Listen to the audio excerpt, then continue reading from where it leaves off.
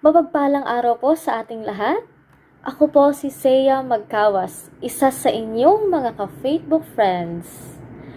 Ang ating pagninilayan ngayong araw ay hango sa Ebanghelyo ayon kay San Marcos, Kabanata 6, talata 1 hanggang 6. Nilalaman ng Ebanghelyong ito ang pagpunta ni Jesus sa kanyang sariling bayan.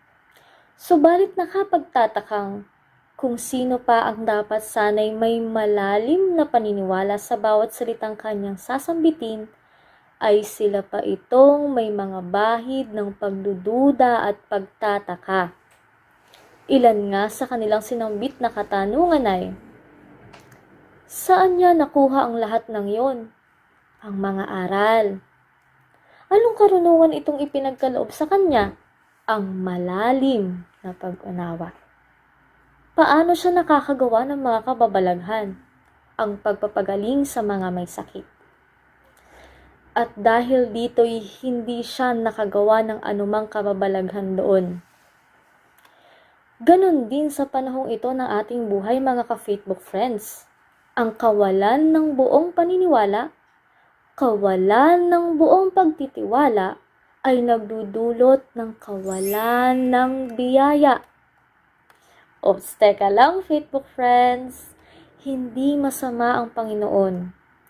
Sadya nga lamang na sinasaraduhan ng pagdududa ang ating mga mata at puso sa biyayang bigay niya. Hindi natin makita o maramdaman ang mga ito.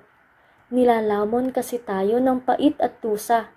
Kaya tayo'y nagtatanong, may Diyos ba?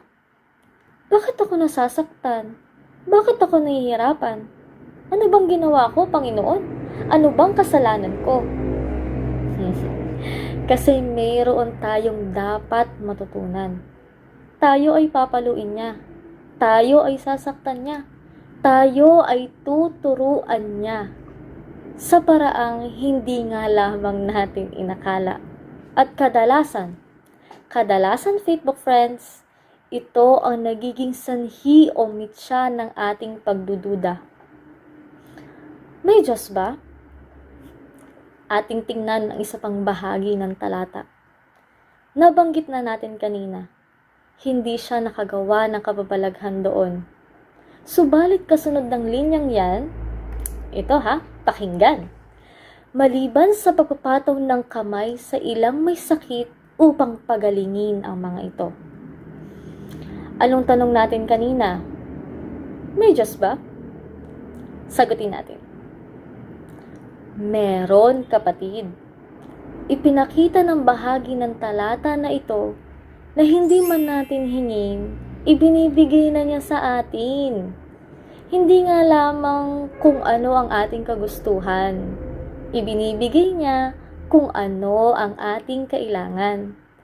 Kaya marapat lamang na magtiwala tayo sa Kanya. Gaano man kasakit ang ating tiisin, gaano man kahirap ang problema, gaano man kabigat ang buhay para sa atin, tiwala lang, Facebook friends, sapagkat sa buong pagtitiwala at sa buong paniniwala, doon pa lamang natin makikita ang biyayang bigay niya.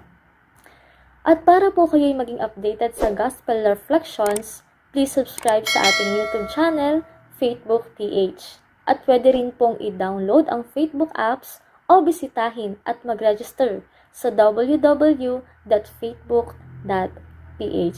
Maraming salamat po. God bless.